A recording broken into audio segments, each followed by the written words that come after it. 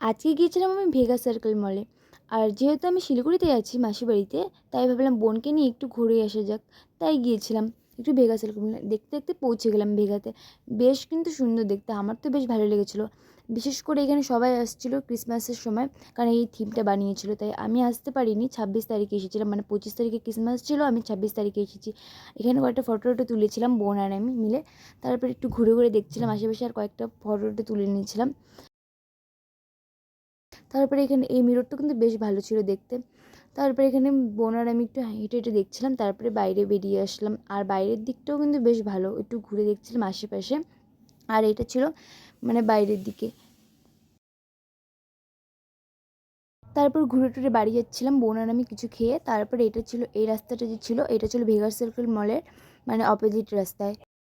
তারপর সামনের দিকে একটু এগিয়ে যাচ্ছিলাম, চেকপোস্ট থেকে ফুলবাড়ির গাড়িতে উঠলাম। তারপরে এখানে কিছুক্ষণ দাঁড়িয়েছিল গাড়িটা, তারপরে মানে যাচ্ছিলাম বাড়ির দিকে। ভিডিওটা যদি ভালো লাগে তাহলে একটা লাইক করে দিও, চ্যানেলটা সাবস্ক্রাইব করে পাশে থেকো।